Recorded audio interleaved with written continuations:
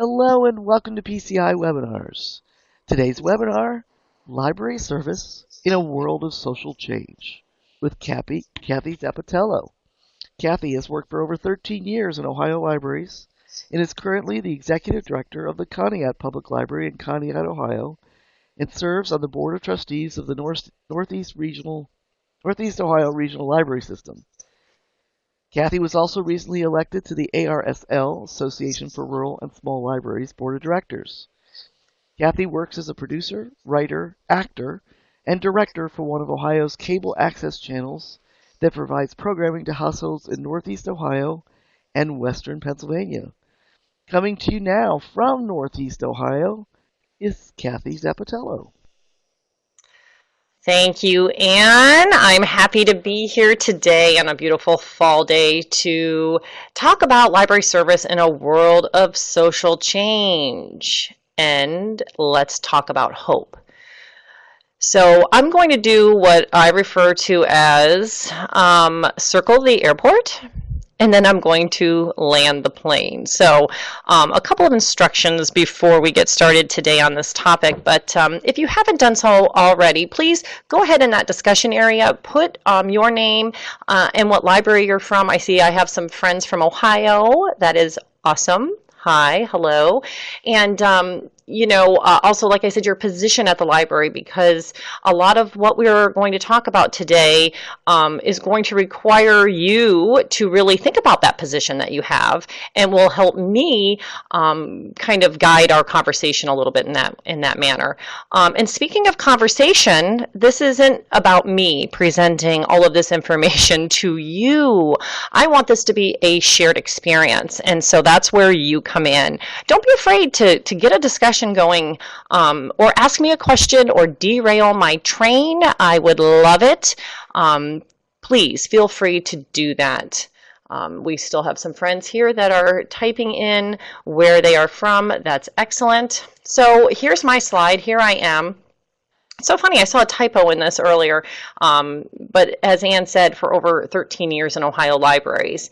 Up at the top of this slide, you can see I have my email address. I am going to go ahead and put that into the discussion area so that when we progress through these slides, you will still have it. And, I invite you to reach out to me, and folks do from time to time after I give a presentation. Sometimes, maybe your idea doesn't pop into your head, or that challenge doesn't come up until later on. And you can reach out to me and bounce an idea, let me know what works, what doesn't. We're going to be talking a lot about that today. So let's go ahead and get started. The first thing I want you to do is not use this time to multitask. So we're going to take some time to reflect on some topics, and I really want to dig deep, and that means quieting our minds. I'm guilty of this. You are too. We are probably all the same here in this room together, where we've got a lot of things to do and a little bit of time to do it. But give yourself this hour. Will you please give yourself this hour to stay with me, to take the time to reflect, and the notes that you take, don't worry about scribbling everything down that I say, but think about the things that really apply to you in your position at the library. So this saying really hits home to me right now in library land. Jack of all trades, master of none. We've all heard this before, right? As I think about the push and the pull that's going on in the library world, and the expectation that patrons have, that our community has, that we know everything and that we have to know everything, it's a little overwhelming at times. So, we find ourselves, no matter what your position at the library, our front circ staff know this, right? But, we have to know a little bit about a lot of different things, and this is growing and growing and growing, and we've watched this happen. We've watched this happen over the years. We cover a lot of ground in one day, but sometimes we just don't have the time and the energy and the resources to be proficient in any one topic. But That's the expectation. That's the expectation out there in the communities when we're looking at library service in a world of social change. The other factor that kind of comes into these challenges, community dynamics. And what I mean by that is, first of all, the dynamics in your library and how, when you have people in different positions and when you have turnover, how that changes the library dynamics and the community dynamics, whether you are a school district library or a library for a school, or you are a public library serving your city, changes within that leadership around you kind of changes how folks view the library. And so all of that plays into really what's listed first here is that empathy overload. And so we're feeling this now, right? And, I've talked to people, recently, and, it's a burden. It's a burden on people emotionally to constantly be faced with all of this social change that's going on and everything that we need to know. And, have you stopped caring? Have you really stopped caring with all of the community movement and that dynamic? Have you stopped caring? Are you having more bad days than good days? Are you going home and sharing more? Are you really talking the ear off of your loved ones at home? That might be an indication to really do what you're doing right now and spend some time looking at this. And, finally, your job description versus your credentials versus your experience. And that's not even a tug of war, folks. That's like a three-way tug of war. Our job descriptions and the expectations that go into doing one's job and doing it well, they're often at odds. Then you layer in those credentials that a person has. Do we have everything in our backpack to face the day? And if you're like me, you don't. You don't. We're going to talk about that. And this is where we're starting today. I really want you to think about this first slide and carry this with you through today's presentation and reflect on it. Okay, so start now. How does your job description and your credentials and your experience add up? And have you done this recently? Get out a piece of paper right now and start jotting this stuff down, right? Thinking about you, putting yourself first. There's something that we don't do very often in library land. What are you bringing to the table? What are the holes in your job description, in your credentials? And, the more experience that we have, the more years under our belt, the better we get at handling things. And it all goes into that backpack that's on your back. Once you take some time to reflect about you as an individual in the workforce at your library, then you get to think about the other people, your colleagues, your team at work, the other people in your department, and think about what they're bringing to the table and how you can all work together. And again, identifying those holes and the commonalities there to be able to continue to move forward. In a perfect world, you are qualified to do your job. You have all of the answers. You have all of the resources.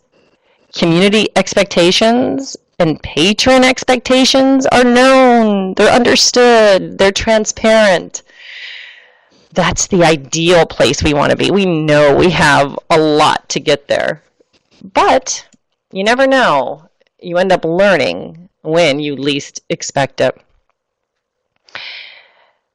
So my daughter was working on her undergraduate degree in social work and counseling at Cleveland State University last year.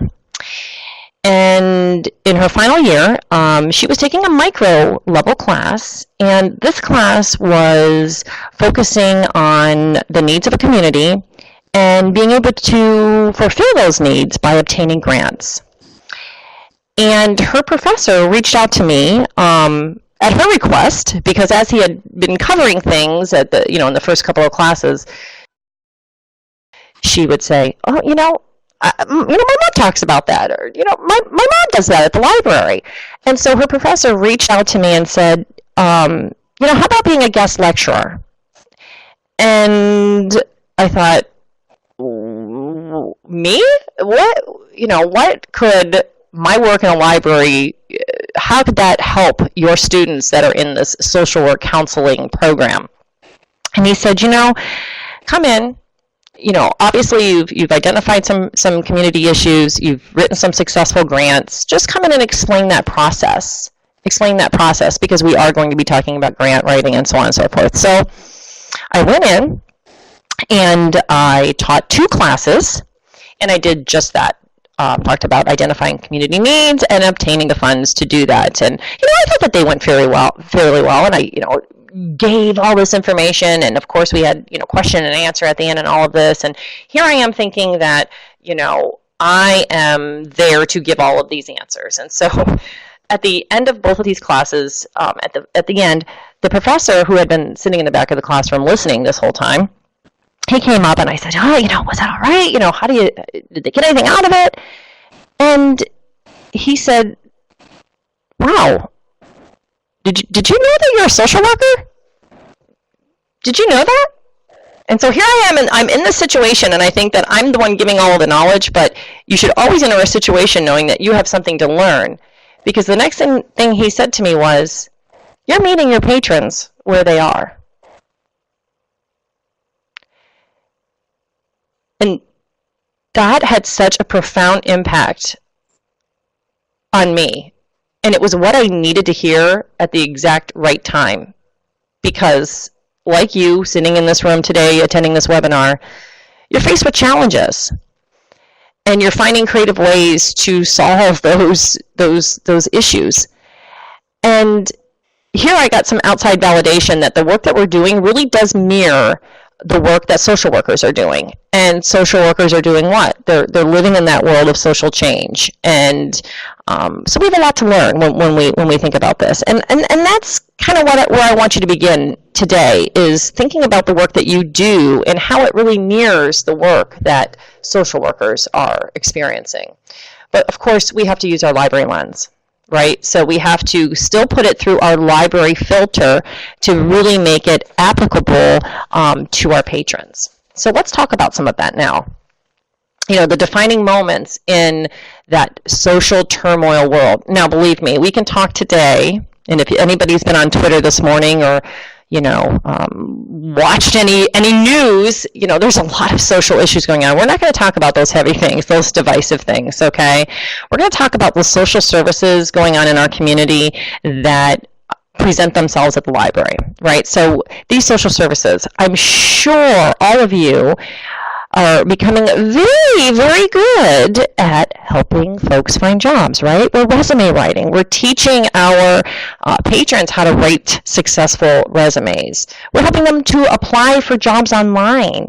Job postings are primarily done exclusively online, and that's hard. That's hard for patrons that don't have internet access. Perhaps you're helping with interview training or holding career fairs at the library. I see some teen librarians and teen services in the room today, and when we think about our young folks going out into the workforce, preparing for their future, I'm sure this is hitting home with you a little bit, preparing those teens. And what that really means. It's a social service, right? Food. Now, we probably, if we raised our hands, and you feel free to do this, we've all done food for fines, right? I would assume so. So we're providing food for our food pantries. We've seen that as a need, and we've seen that as a way to partner. We're providing shelter, right? We're providing shelter, either that nice, cool place, like a day like today, or a warm place, a place to rest, a place to relax. And the top thing, stories, we're hearing stories. Your frontline staff, you're hearing stories. Teen librarians, you're hearing stories. It's become part of the way that we conduct ourselves with customer service. Hearing the stories, teaching staff members how to listen, presenting those interactive listening skills. This is all new to library. This is all new. This has manifested itself in just the last several years. Generational poverty. We can't talk about defining moments in libraries without touching on this. And this is one slide. This is just one slide today, folks, but we have to mention it when we talk about social change going on in our communities. You know, I've spoke on this topic many times, and I urge you to take the time to investigate this on your own and what this means in your own community, and see how the culture of poverty affects your library and the services that you give to your patrons. So, a brief overview: generational poverty versus situational poverty. So, situational poverty, there's a light at the end of the tunnel. It's situational, just like the word says. This is death, divorce, different wild cards that life throws at you. But you have lifelines. You have lifelines. You have a network of people that can help you out and get you through those tough times, and therefore it's a situation. Generational poverty is defined as a group of individuals, a family, that have been on public assistance for several years in a row, and in that it builds its own culture, its own way of thinking. And in the county that I'm from, we are experiencing our 11th generation of poverty. And that is substantial, and it factors into the work we do. And again, I'm part of a countywide movement that's researching this. We're involved with this, so it's something that I incorporate every day into the work that I do here at my library. Within poverty, there are hidden rules, and this, again, I urge you to look into. We're only scratching the surface today. But then the hidden rules are something that affects the service that you give. Some of these are time, money. Those are the two big ones. So let's think about that for a second. Time, boy, we that's what we function very well in library land. Time. Your books are due in 2 weeks. The program is going to be held next Wednesday. We love to look into the future. We love that. We live for that. That's how we organize ourselves. But that doesn't always fare well with somebody that's living in the moment. There's a disconnect. Same thing can be said for money.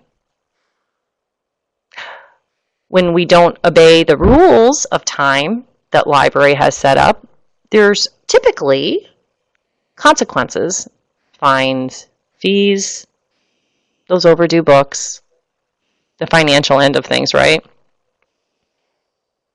Again, it's hard to manage something like money if it's something you don't have a lot of experience of, right? So these are some of the hidden rules.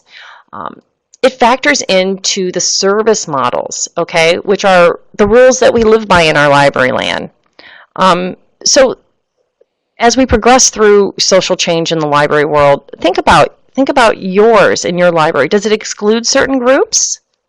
Do your policies and procedures speak to everyone? It's worth a little reflection and thought. As you traverse this new library landscape, please do not set yourself up to fail. Take a look at the library service models that you have in place. If this is something that because of your position at the library, you don't have control over, and I understand that. Typically, policies are board administration things. Bring it to the attention to the people that can make change. Policy revisions that include and work for everyone using the library. Procedures. Do you have the right procedures in place? So maybe you need to create new procedures. And of course, that all means staff training. Use what's going on right now in the world to look at how social services are affecting what you're doing in the library and make a new plan. There's many community partners that can help you. Social change, good or bad. Identify the other people in your community that you are sharing your patrons with. I've created a very short list here. Schools, especially you teen librarians. I keep going back to you. Oh, Abby says, we don't have fines here. Excellent, Abby. We're all moving right there in that direction. Excellent, absolutely excellent. That's the future of library, right? Because of this social change and how it's really ingrained itself in library service. So we're community partners. We have our schools. We share our patrons with our schools, with other social service agencies in your community. We share our patrons. I share my patrons with my correctional institution down the street. And who else? Who else are we missing from this list? Tell us. Just because it's someone that your library has identified as a community partner doesn't mean that we all know that. So share it in that box over there in the discussion area. It might help somebody else in this room to reach out. Now, what do I want you to do when you identify these community partners? Well, nothing, actually. It's about building a relationship. Knowing and building a relationship with your community partners will help you do better at your job, especially as things change in society. So invite them over. You don't need to have a plan or a program or an idea. Just meet. Just meet them and share the information. Share your challenges. Share the experience. Share how the library works, what the rules are in the library. Abby says businesses in the area. Absolutely businesses in the area. And again, every library is different. I wish we could attend these webinars and go to things and it would all just be cookie cutter and you could just take it and start moving full steam ahead. But we know that that's not really the way it works, right? We have to do the work necessary in our own libraries to see the right fit for us. Unions and auxiliaries, Renee says, absolutely. The health department and churches, again, excellent examples. Excellent example. And again, different in each community.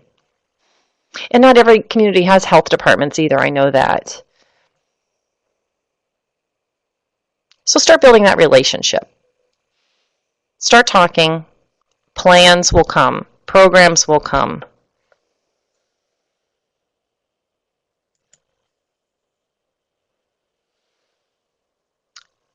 So we know the challenges, right? We have the world's longest list of challenges. Formats, trends. The library is overwhelming. What you need to know, who you need to be, what you need to do. It is exhausting, and it's energy siphons. So we have those things that really just take a bite out of the work we do. Money, time, exhausting people. Those customer service stories that get you down. And one of the biggest ones that we haven't even scratched the surface on, we haven't even uttered the word, I'll jinx us by just saying it, the opioid methamphetamine addiction going on across the United States. Has it affected your library and the service that you provide? How many of you have trained your staff on Narcan? We've all read the articles being churned out of every library blog across the United States. It's affecting the work that we do, good or bad. If any of you now have any short stories to share as far as that goes, please, I'll move on, but get it going in the discussion area. We'll go back. This is something that libraries need to talk about. We need to talk about it with each other. You need to talk about it with your community partners. You need to get on the same page, share those stories.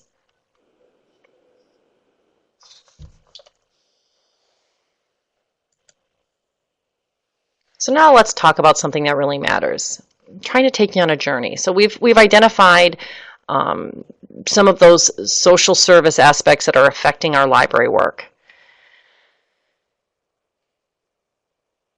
You know, we could go on and on about the challenges that we face in our libraries.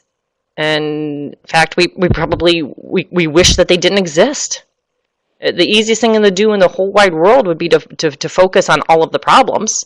That's easy. We know them. We have stories about them.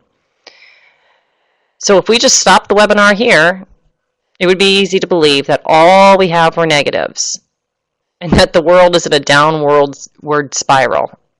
We just have too many challenges to face. And we spent a lot of time talking and learning about these challenges. But remember when I told you that sometimes that you have something to learn when you least expect it? Well, I had something come full circle for me. I am part of a countywide group, and it's for leadership. I graduated from this leadership academy, and I had a coworker that went through the program, and she was going to her graduation. And so I attended the graduation ceremony, and the class had several speakers. And so one by one, they went up and they talked about their experience. And finally, there was a gentleman that had been sitting at our table, and I didn't realize, but he was chosen as a class speaker, and he went up. And he started talking about something so profound, something I had not heard before, something that made me think about the work that I do in libraries, and something that I wanted to share with you all today. Something so different, something that can make a difference in all of the most challenging areas of our work. Something that truly matters. And when he got done speaking about this and returned to the table, I asked if I could continue to talk with him about the work that he's doing and the topic that he spoke on. And I shared some of the stories from Library Land with him. And wouldn't you know it, this individual was a social work professor at another college, not the one that I spoke at, but another college. And what we spent the rest of that evening talking about was hope. Hope.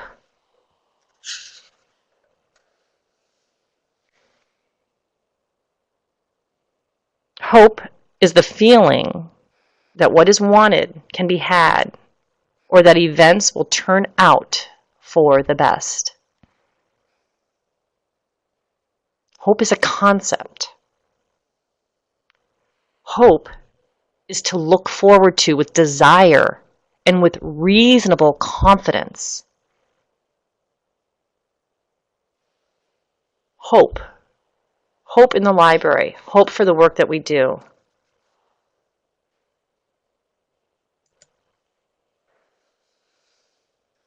Hope is the pathway to our goals.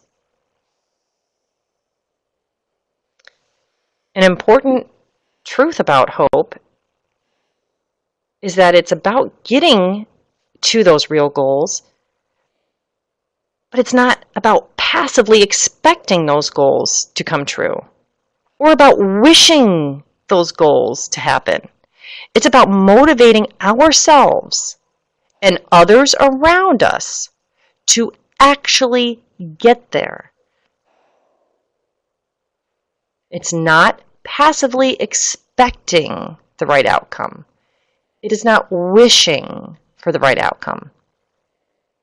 It's about motivating ourselves and others to actually obtain our goals.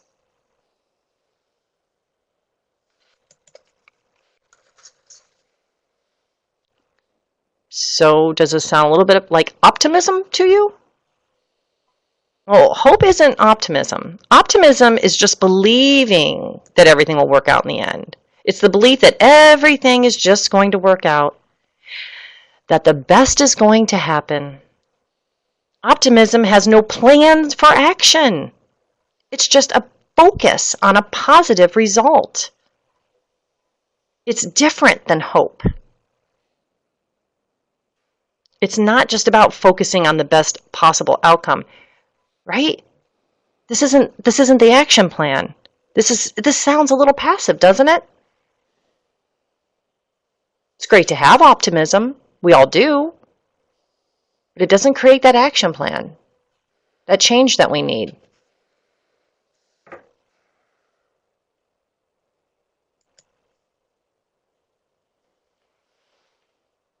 Hope isn't wishing.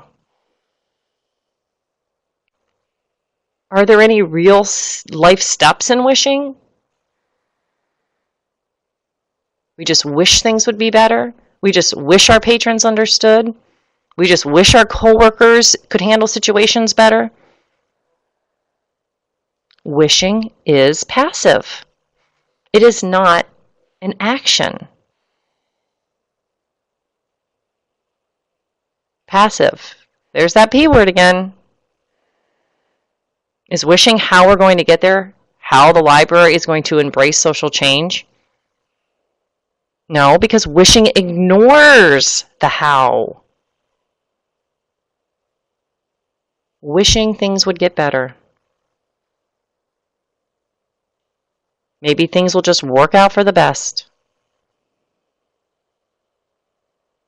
Are we just expecting the correct outcome cosmically? Perhaps.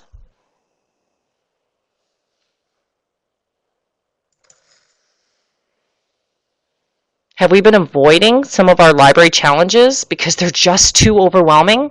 Are we living in the world of denial? I could raise my hand. I could raise my hand up in the little area over there. I'm guilty of this. And is this the path we typically take? Have you been taking this path lately? Denial is what we're doing when we ignore all of the factors that stand in our way, but yet we still expect something good will happen. We still expect that positive outcome, right? We're still wishing and hoping for the best. So yes, I'm guilty of this. We can't do this any longer. We have to really have some serious questions about the needs of our patrons and the service that we're giving them. So denial is sometimes refusing to accept that reality. Denial is kind of less scary too, right? It's just avoiding the work that has to be done. Sometimes we're guilty of this, sometimes our colleagues are, but either way we're participating in it.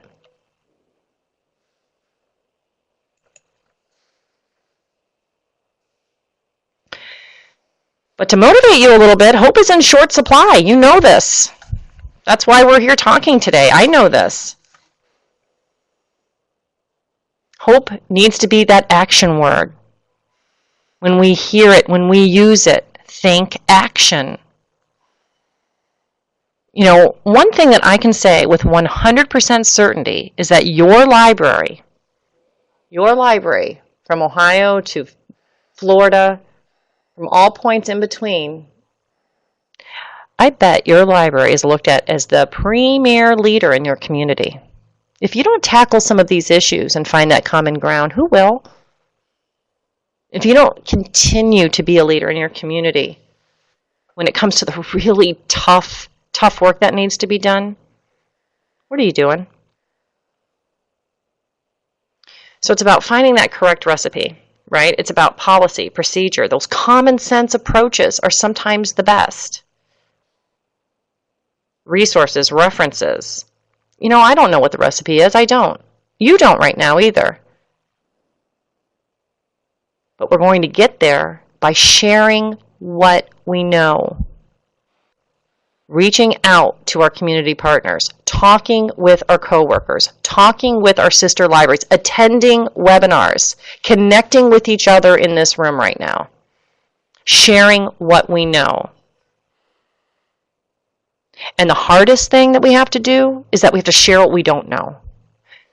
So all of those partnerships that went horribly wrong, all of those interactions up at the circ desk that went horribly wrong, all of the misunderstandings that could happen in leading people in the wrong direction when you're trying to obtain information for them, all of those failures, all those embarrassing failures, especially when we're looked at as being community leaders, you got to get them out in the light. You got to use them as a way to learn and to share with others on what not to do. I've had plenty of webinars where I've told you great inspirational stories today of where I learned something, but I've shared plenty of, this is how not to do something. And that is why I'm suggesting that you need to do that as well. So this is your call to action. Hope means having the ability to see how to get the desired result and motivating yourself and others to get there. It's about taking responsibility for more than just you. You're in this room today, that's great, but you fell for it again. You fell for it again. You're in this room, so now you are charged with taking this information back. And that starts with your reflection about your job, the work you do in the library, your job description, your credentials, your experience, all the other tools from your policy to your procedures to those unwritten rules of library service. And evaluating those, thinking about the patrons, thinking about the needs that are walking through the door. And do you have everything in your backpack that can help? Are you making strides? I want you to be the employee that everyone looks up to, no matter what your role in your organization. You are charged with promoting change and a new way of thinking about library service, which mirrors social services. I know it's scary to say, it's scary to think about, but it does. And that's the path that I've been on.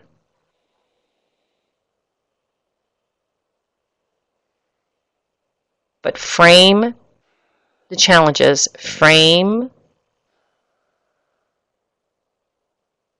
the social service aspect of the work that you're doing, and frame it with hope.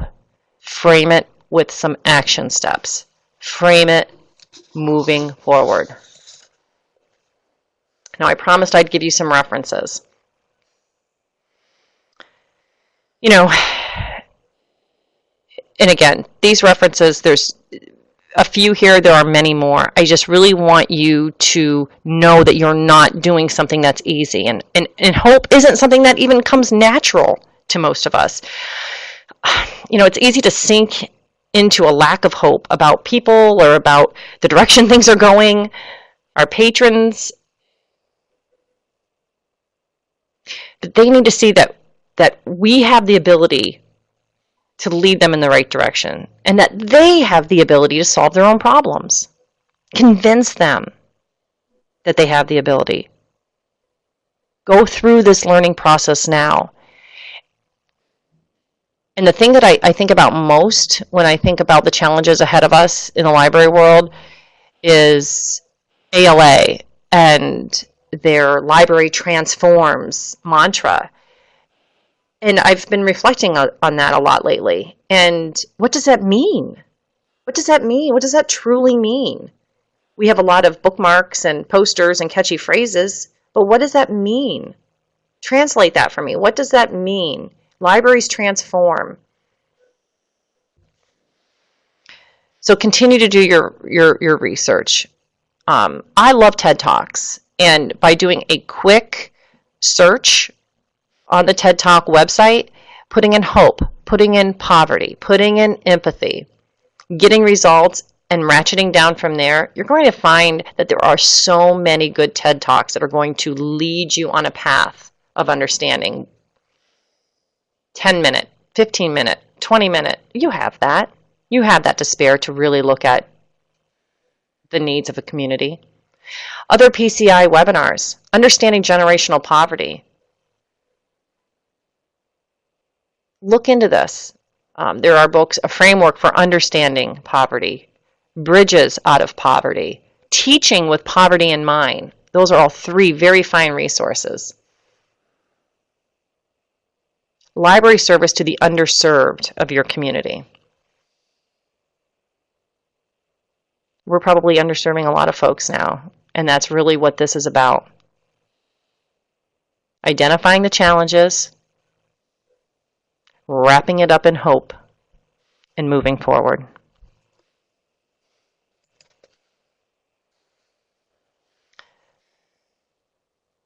So that leaves us here.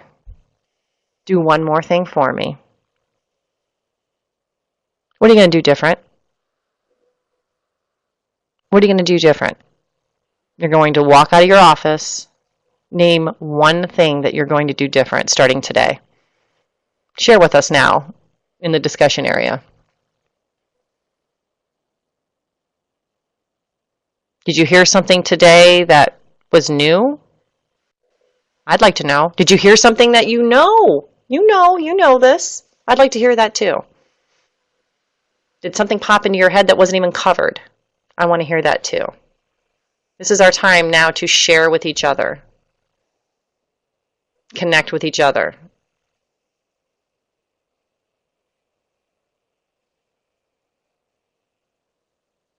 I know that I'm going to continue to talk to my community partners.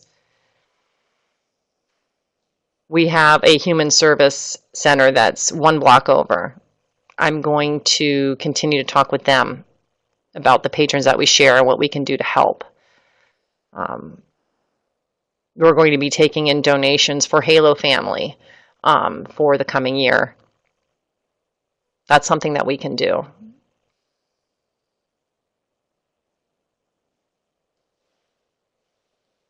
And we do have a couple of people typing. That's great. Again, I want this to be a shared experience.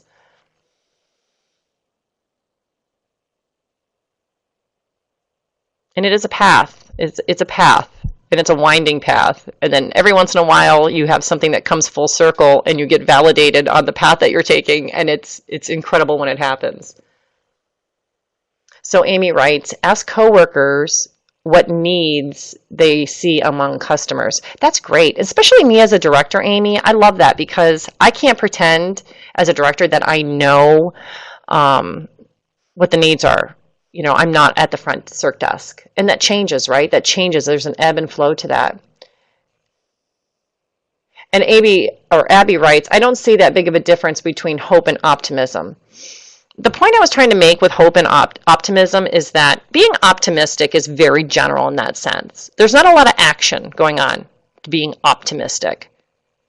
I'm trying to turn hope into an action word.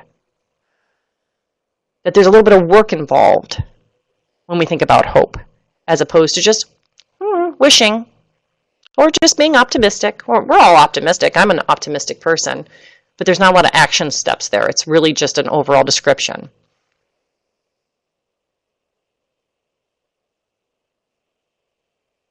And great, we do have a little conversation where Abby's validating what Amy has to say about coworkers and the needs that they see among the customers. And you know what? The other thing that to really touch on, and it's hard in a webinar, is we're from different size libraries. And that plays a huge role in the work that we do every day. The size of your library, the size of that staff, the size of your community that you serve. That's one of the biggest problems that I have in Conneaut, and I know there's some other Ohio libraries that sometimes when I reach out for help, a larger library isn't going to be the place that I want to find those answers. You know, I want to connect with other libraries my size. We do things differently when we start talking about rural and small libraries. And that, again, is a different lens. That's a different library lens.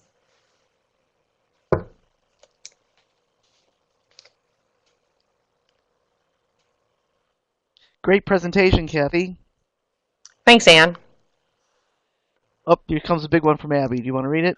I sure do. Abby writes, different demographics, but I think most of our students just need to be uplifted and challenged to do their part in becoming successful. Abby, you've hit the nail on the head. That is a great takeaway for everyone in here today. And that really goes back to that last slide that I said, you know, it's really up to us to take that ALA, Library Transforms, and make that what we're giving to our patrons. Let them know that they are in control, that they can change their destiny, that we're going to just merely point them in the right direction, but really they have all the power. They can transform them themselves, and they're looking to us for that guidance. And Joanne writes, yes, the size of library makes a big difference. It is. It is hard to gather the correct and right information for you. whoever you are in my air quotes. That's a huge library, United States-wide problem when we're looking for quick answers. And Joanne writes, we just did our fifth floor, redid our fifth floor, and the students were very much involved. Absolutely, getting that input. And a lot of that can be said for generational poverty when we're trying to solve problems and we're trying to make things easy for a certain demographic. If we haven't consulted that demographic, we're merely just assuming, right? We're assuming we know what those needs are.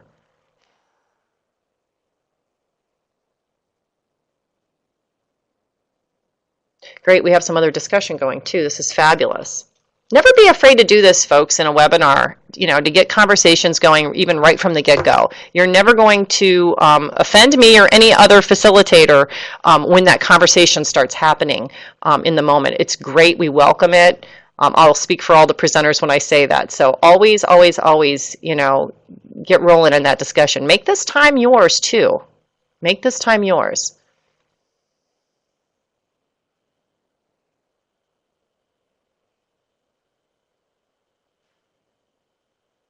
And I hope that even though we talked about some difficult things, that you have hope on your mind today. Amy writes, helping people find their purpose, whether it's through enjoyment like hobbies or learning experiences, is exciting and rewarding, making a difference. And Abby writes, they may not even know what the needs are. We have many first-timers in their families to come to college, and it's very exciting to see these students growing in their world. Right. We have a front row seat to this, folks. I love it. I love what I do, and I know you do too. We can just constantly tweak what we do and get better at what we do and talk about what we do and share what we do and share what doesn't work too. That's what it's all about. You're getting kind of excited, Kathy. I'm getting worried. Well, and I hope everyone else in this room feels this way too. I'm fortunate to have a job where I've always been excited to come to work. Even the most difficult days with the most difficult meetings and most challenging of situations that arise in libraries, I've always felt good about the work that I do. I've always felt good about getting up in the morning, and sometimes these challenges and these overwhelming like today, like the social issues and what we're talking about, sometimes that can also kind of invigorate us a little bit too. Sure. Gives us something new to worry about. Exactly.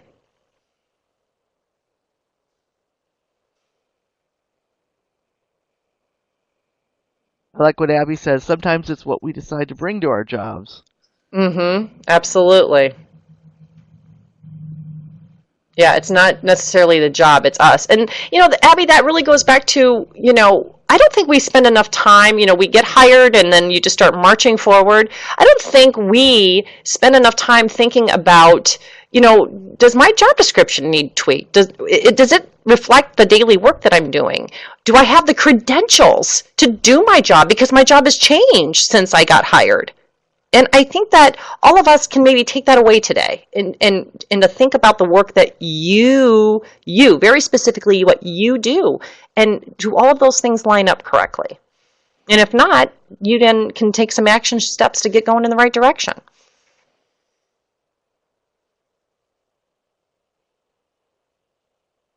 Okay, anybody have any other questions or comments? We're having a great discussion here just through the discussion box.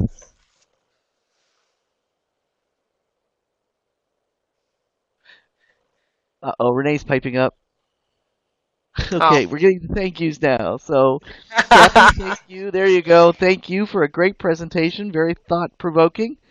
And I like that line of hope. We need to have that.